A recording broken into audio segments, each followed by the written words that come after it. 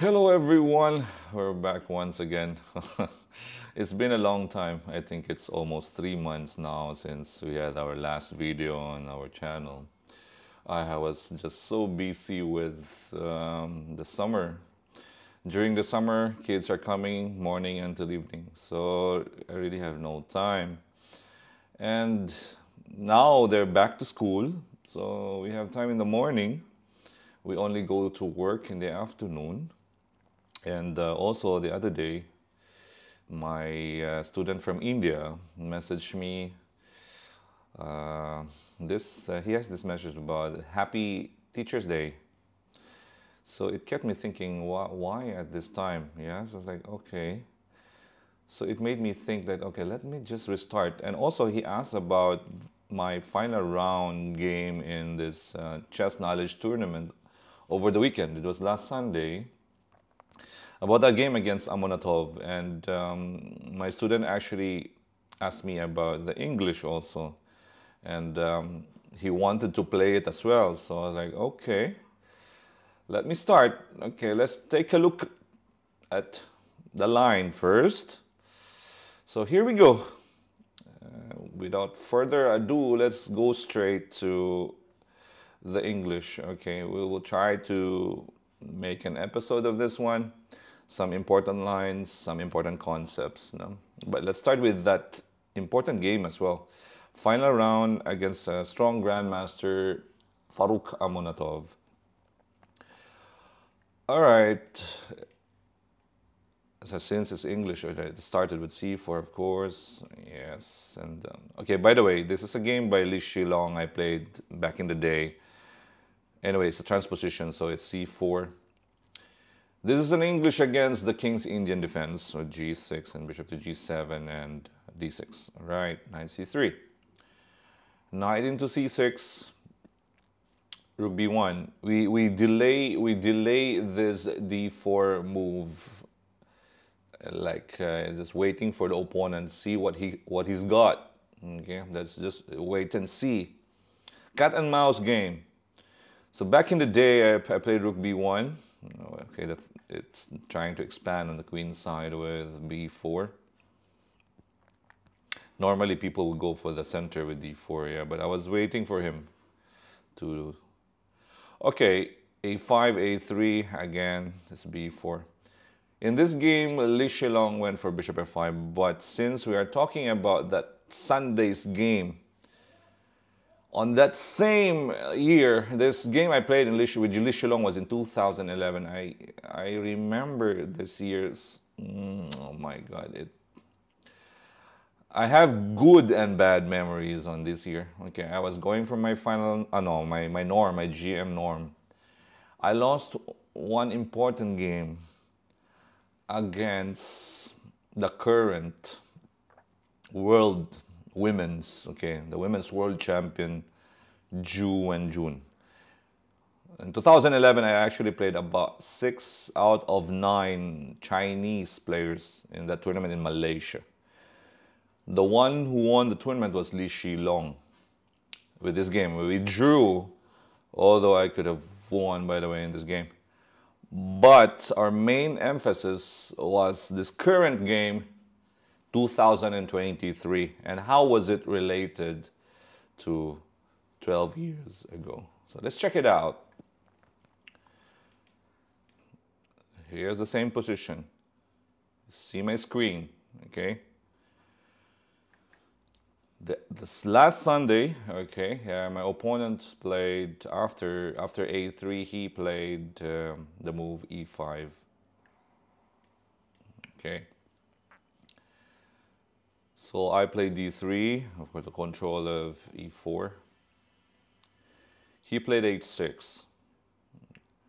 I played h3. Bishop into e6. Now trying to go for d5. You have to control again the important central square. I played e4. Now, as you can see on the screen, I have that game 2011, August 2011. Normally, the Malaysian Open is scheduled in August. the last week of August, I think. Yeah? So it was August 2011, 12 years back. So knight d7, b4 takes. Okay. 12 years back, Wan Yungo went for king h7 against me. And then I played knight d5, takes, bishop into e3, takes and then takes on f5. And then I have this important move, which is knight into h4.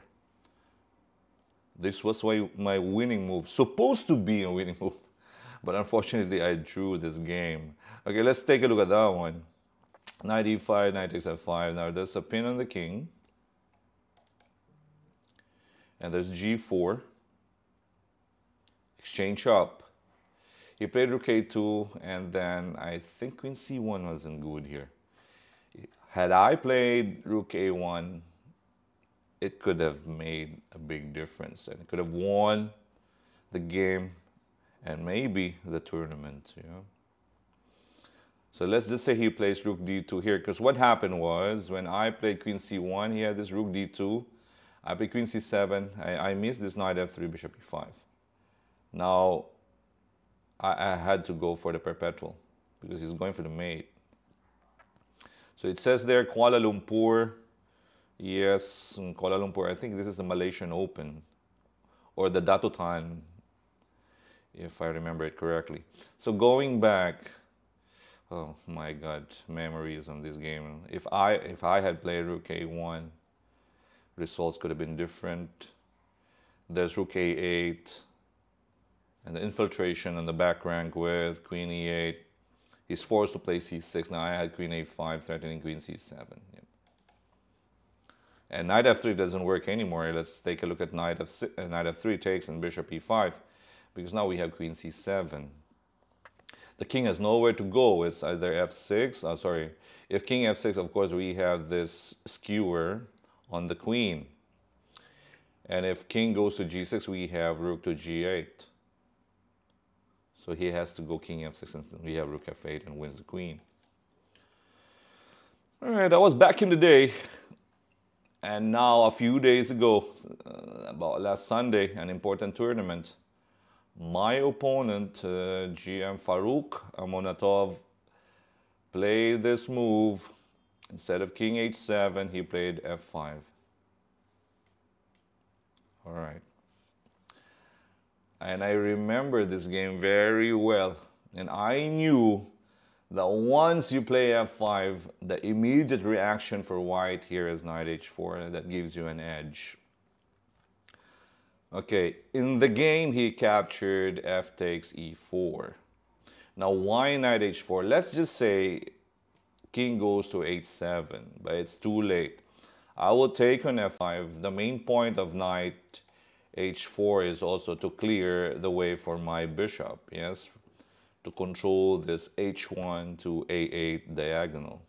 And if he takes on f5, then I would have b5, for example. If he tries to protect that pawn on b7, I would go for knight d5, a strong knight on d5, a misplaced knight on a5. If he takes, and I will have taken d5. And then again, the idea of knight takes f5 is looming with bishop e4 and pin on the king. The king cannot move back to g8 because now I will have this move, queen h5 threatens bishop h6. Okay, so that was it. So after I played knight h4, he captured with f takes e4. Now I have knight takes g6. Rook f6. It was a blitz tournament. And I played the move knight h4. Bishop takes e4 could have been decisive and wins on the spot. I was worried about bishop takes h3. But then again, there's queen h5. You're threatening the pawn on h6 at the same time the bishop on h3. If he captures on f1, you just ignore the bishop. You take that pawn on h6. Look at that king. Potentially there's queen h8, yes? And at the same time bishop d5 as well. Oops. It's pretty bad for black. Let's just say, just to show you, if bishop takes d3, we have bishop d5 check. And it's going to be mate, yeah? Mate is coming soon. he cannot go king h7, for example, because you just go back to bishop g5. And here you have queen takes h6 mate. And if, let's say, rook into f7, if you want, you can just take the rook. Yep, you can take the rook here. King takes, you play knight takes on e5. If the king moves back, you have queen f7. If king goes to e6, for example, you still have queen f7. Yeah. Hi. Yeah. Okay. Well, I played knight h4. Sometimes you rely on intuition. Because of less time, you really cannot calculate that much. So I played knight h4. I felt like it's the same anyways. And so took on d3, sorry, and queen knight d5. Rook f7. Okay. Queen takes on d3. He played a knight to d4, bishop into b2. I also don't want him to play the move rook a2 if I play bishop into e3. Yeah, so bishop b2, threatening the knight. Knight outpost on d4. It's an annoying knight, so you have to get rid of the outpost. He played c6, knight into e3, queen g5, king h2. He played rook af8. Now I captured the knight. The main point of king h2 is to protect that g3 pawn. I was expecting this, and then f4. He played queen d8, although black could have played a practical move, rook takes f4 here. I think this is much better than what happened in the game. Okay, so he went back to queen d8. Again, with less time, he really cannot calculate that much. So knight c2, c5, rook fe1. Attacking the bishop on e6. If he plays rook e7, then I have knight g6, so it's not working. So he played the rook to e8. But then there is this f5 move, and the bishop is trapped. He had knight e5, but you take two minor pieces for the rook. At the same time, there's also pressure on the diagonal d5 to g8 with that pin. So knight into f3. Takes on c4, c5 takes, back to h4. It was also possible for me to go for bishop d5 since queen takes. Here I can pin, yeah, and the queen is protecting g3 anyways. But then again, when you're playing a fast game, you just rely on your instincts and okay, I'm a piece up anyways. I'll just do this safer. And I'll go back to d5. Rook f7, rook e1. Here I think much better was knight g6, so that no king h8. Yes, attacking the rook if, let's say, the rook moves back, and then I can just go queen e4, queen e2 to attack this, or maybe knight f4. Yeah, I think knight f4 just wins on the spot. Okay, I played knight f5, and then I was like, okay, let's just simplify. No complications. I remember the Kamer Carlsen game. It's easier. Although I could go for h4 here, king f2 and knight e1. But then I was like, okay, let's just simplify it. Extra pawn. One pawn is enough anyways.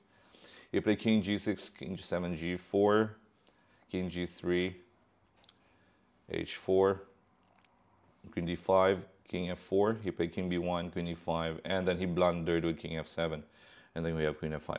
Anyways, if let's say he plays the move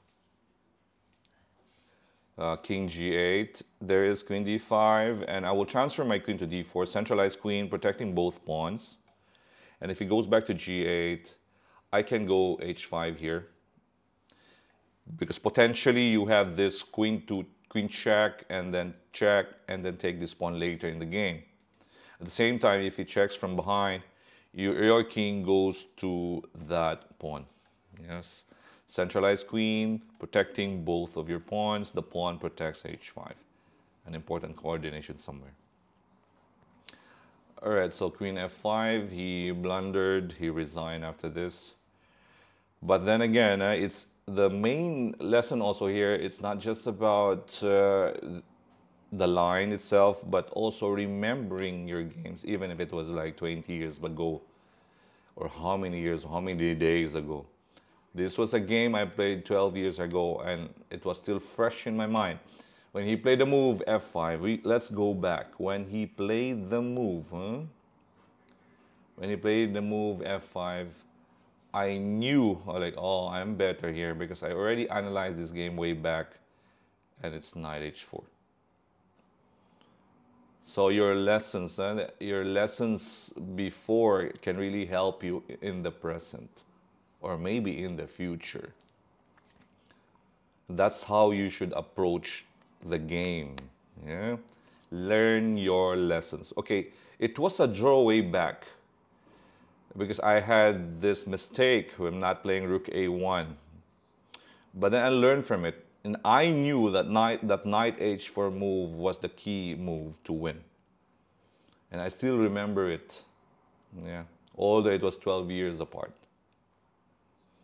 Okay, so that was our first episode. This was G3. Okay, G3 English against the kid. And then in the next episode, we will also discuss a different variation. What if black plays e6? And maybe what if black plays c6 against c4? We will discuss all these things in the next episodes. Thank you for watching. This is Coach Oliver once again, and have a good day, everyone.